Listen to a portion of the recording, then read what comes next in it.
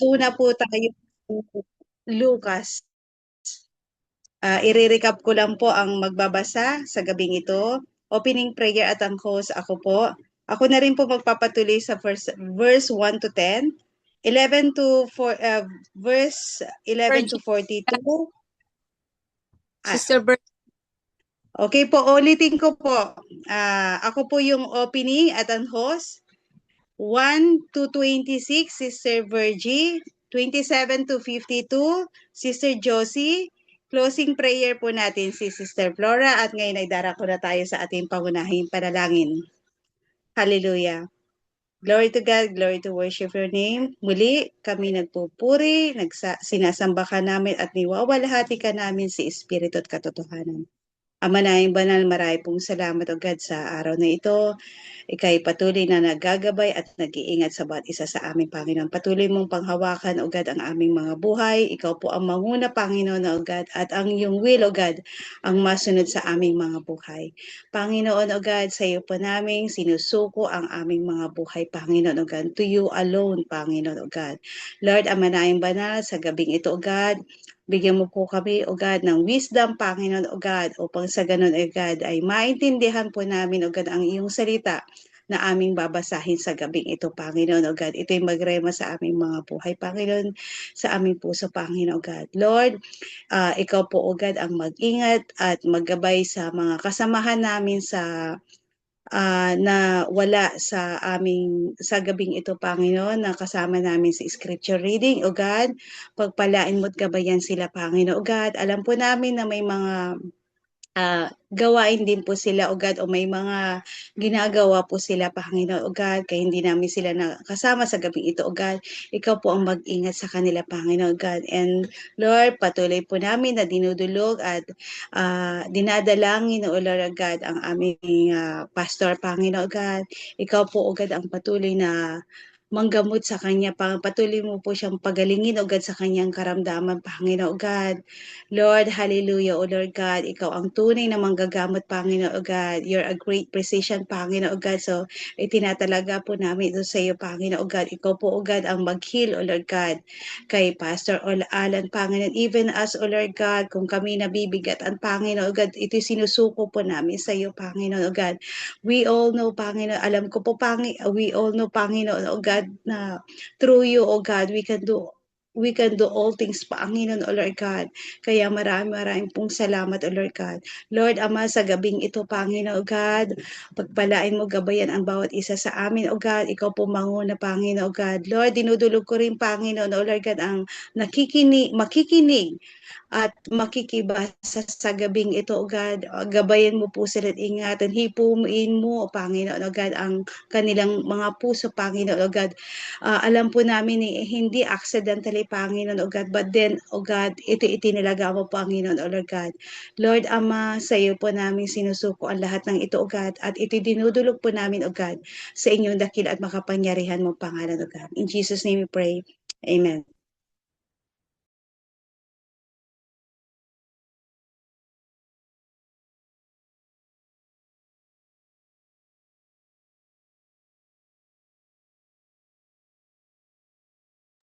Ako na lang po magpapatuloy sa Na lang. verse 1 to 10. Nawala si Sister Virgie. 11 to 42, Sister Josie. 43 to 52, Sister Flora. At siya na rin po ang magtatapos sa closing prayer po natin. Chapter 1 ng verse,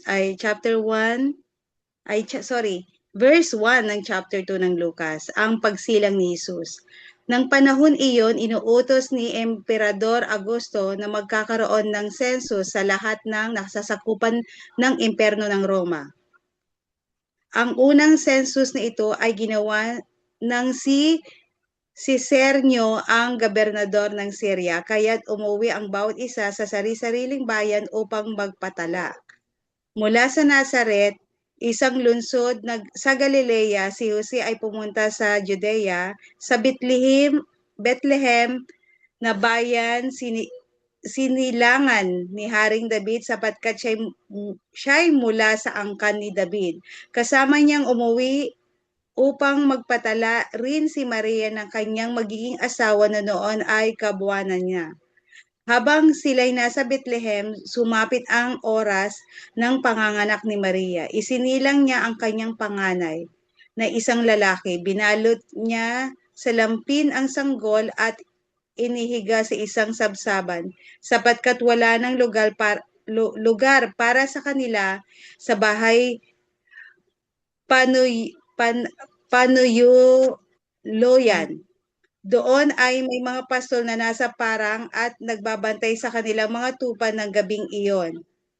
Lumapit at tumayo sa kalagitnaan nila ang isang anghel ng Panginoon at nagliwanag sa kapaligiran nila ang nakakasilaw na kaluwalhatian ng Panginoon. Ganon din lamang ang kanilang pagkatakot. 10. Ngunit sinabi sa kanila ng anghel, huwag kayong matakot. Ako'y may dalang magandang balita para sa inyo na magdudulot ng malaking kagalakan sa lahat ng tao. Anong Amen. Virgie? 11 to 11 to 30. 42 dapat ikaw. Nandito na uli si Sister Virgie. Siya na lang Nag-shutdown kasi magpatuloy. cellphone ko. Pasensya na. Kaya naman. 11 to 40, 30. 56. Copy ka, sis. 11 to ano siya? 11 to 26 na lang po. Tapos Okay, 27 to 52, Sister Josie. Closing prayer si Sister Flora. Okay, sige po tayo magpatuloy sa 11. Isinilang sa inyo ngayon sa bayan ni David ang tagapagligtas. Ang Kristong Panginoon. Ito ang inyong palatandaan, matatagpuan ninyo ang isang sanggol na nababalot ng lampin at nakahiga sa isang sabsaban. Biglang lumitaw kasama ng anghel ang isang malaking ukbo ng mga anghel sa kalangitan. Sila'y nagpupuri at umaawit. Papuri sa Diyos sa kaitaasan at sa lupa ay kapayapaan sa mga taong kinalulugdan niya.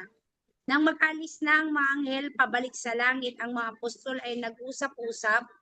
Tayo na sa Bethlehem, tignan natin ang pangyayaring ito na ibinalita sa atin ng Panginoon.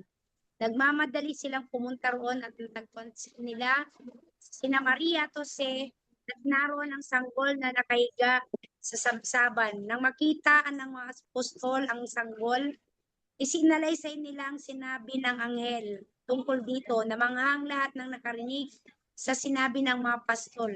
Inanda ni Maria ang mga bagay na ito at ito'y kanyang pinagbulay-bulayan. Umalis ang mga pastol na nagpupuri sa Diyos at nagpapahayag ng kanyang kadakilaan dahil sa lahat ng narinig nila at nakita nila ayon sa sinabi sa kanila ng anghel. Pagsapit ng 8 araw, tinuli ang bata at pinangalan ng Jesus. Ito ang pangalang sinabi ng anghel bago pa siya ipaglihim. Nang sumapit ang araw ng kanilang pagtupad sa seremonya ng paglilinis, ayon sa kautusan ni Moises, pumunta sila sa Jerusalem. Dinala nila ang sanggol upang iharap sa Panginoon.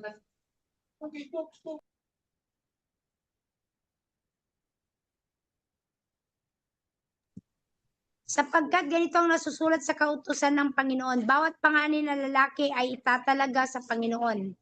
Nag-alay din sila ng handog ayon sa nakasaad sa kautusan ng Panginoon. Magkapares na ibong bato-bato o kaya'y 2 inakay na kalapati. May isa sa Jerusalem ng pangalan Simeon. Isang lalaking matuwid, may takot sa Diyos at naghihintay sa katubusan ng Israel. Nasa kanyang Espiritu Santo. Verse 26. Ipinahayag ng Espiritu Santo sa kanya na hindi siya mamamatay hanggat hindi niya nakikita ang Kristo na ipinangako ng Panginoon. Amen. Amen. Patuloy tayo sa 27. Sa patnubay ng Espiritu, pumasok siya sa templo at nang dalhin doon ng kanyang mga magulang ang sanggol na si Jesus upang gawin ang hinihingi ng kautusan.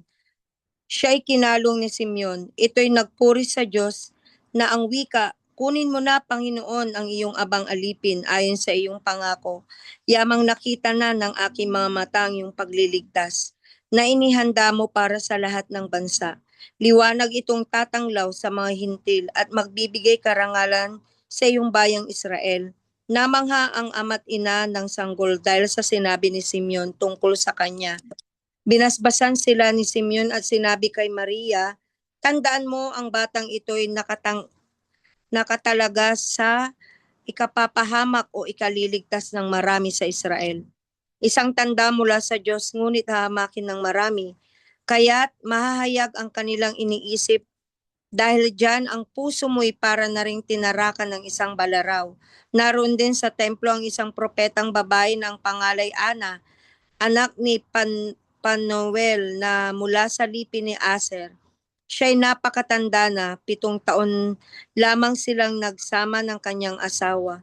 Nang siya'y mabalo at ngayon 84 na taon na siya, lagi siya sa templo at araw-gabi sumasamba sa Diyos sa pamamagitan ng pag-aayuno at pananalangin.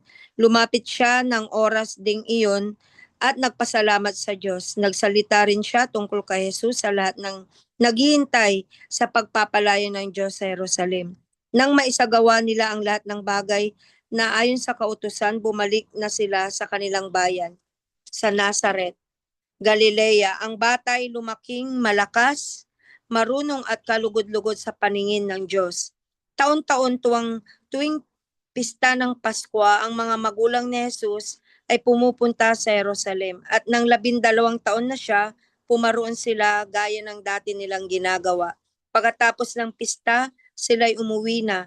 Nagpaiwan si Jesus sa Jerusalem, ngunit hindi ito napansin ng kanyang mga magulang. Sa pag-aakala ng isa na si Jesus ay kasama ng isa, nagpatuloy sila sa maghapong paglalakbay. Nang malaman nilang hindi siya kasama, siya'y hinanap nila ng kanilang mga kamag-anak at kakilala. Hindi nila siya matagpuan kaya't bumalik sila sa Jerusalem upang doon hanapin. At nang 3 araw, natagpuan nila si Jesus sa loob ng templo, nakaupong kasama ng mga guro.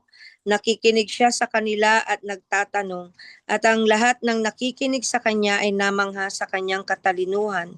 Nagtaka rin ang kanyang mga magulang nang siya'y makita. Sinabi ng kanyang ina, "Anak, bakit naman ganyan ang ginawa mo sa amin? Balisang-balisa na kami ng iyong ama sa paghahanap sa iyo."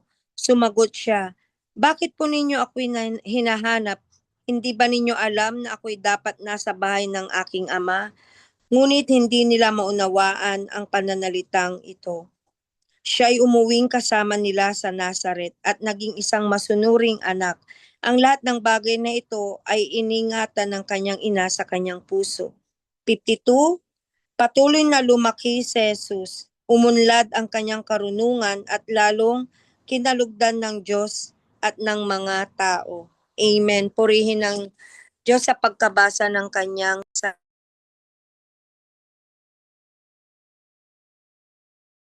ay para sa closing prayer.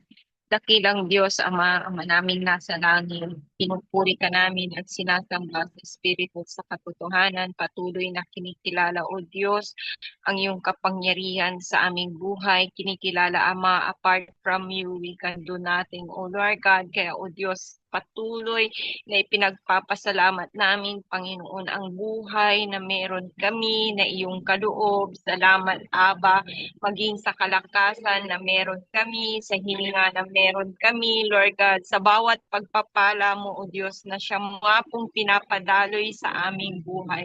Bagamat di kami karapat-dapat, Lord God, lagi, Panginoon, hihilingin namin na kami paging dapatin mo, marapatin, Aba Father, ang buhay na ito, Aba, na maging kagamit-gamit, kalugod-lugod, sa iyong harapan, Panginoon, patuloy na makasangkapan, Panginoon, all for your glory, Abba Father. Kaya, O Diyos, have your way, Panginoon, sa buhay ng bawat isa sa amin, Ama, patuloy na kinikilala namin, Abba Father, Lord God, na ikaw nga po, O Diyos, ay Diyos ng mga Diyos, Hari ng mga Hari, Panginoon ng mga Panginoon.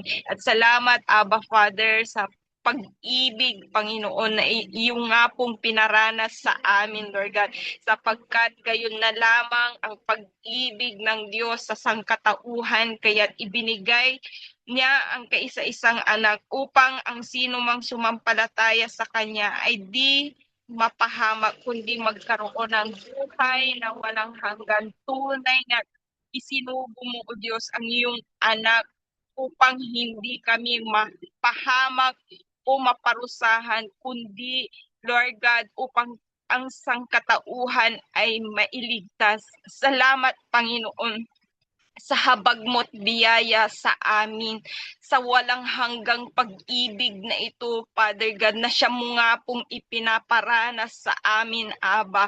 Lord God, tunay hindi namin kayang sukatin kung gaano ito kalalim, kung gaano ito kalawak, Father God. Tunay, Panginoon, ang pag-ibig na ito, Lord God, ang siyang nagniningning, Panginoon, sa buong mundo. Lord God, patuloy na ikaw ang siyang masunod sa aming mga buhay. Laging ibalabal sa amin ang iyong katuwiran at ang iyong kabanalan, Father God. Salamat, salamat, Panginoon. Walang hanggan, Panginoon, na ikay pasasalamatan, Father God. Walang sapat na salita, Panginoon, Ama. Tanggapin mo ang aming paggalang, Father God. Patuloy na ikaw ang siyang maghari sa buong mundo, Abba Father.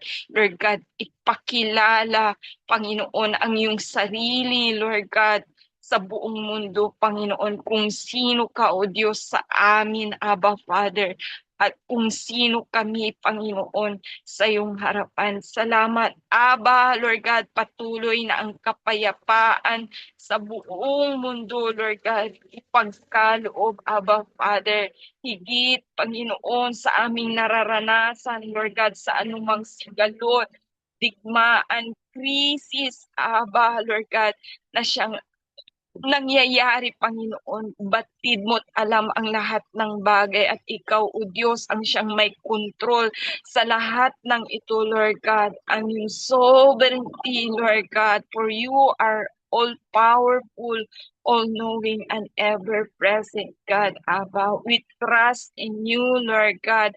We fight the good fight of faith, Lord God, standing firm, Panginoon. Salamat.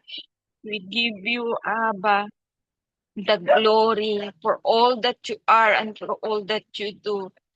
Ikaw lamang, O Diyos, ang siyang aming itataas, itatanghal, ihahayag, Abba, sa amang sulok ng mundo, Panginoon. Salamat, salamat, pagpalain ang bawat isa sa amin. At ikaw lagi, Lord God, ang siyang magbigay ng kapayapaan, kapanatagan sa aming puso, Lord God, pagpalain ang bawat isa, Lord God, na siyang nakapakinig ng iyong mga salita.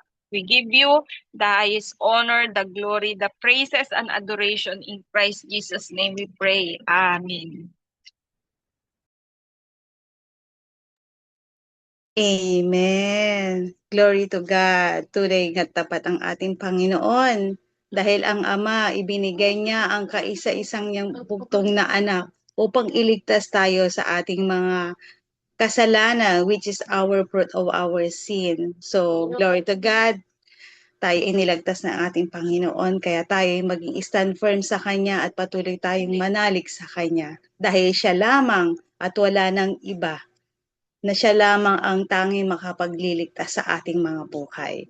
So muli, good afternoon Israel, good evening Philippines, magkikita ulit tayo bukas sa chapter 3 ng Lucas. Good night and God bless everyone.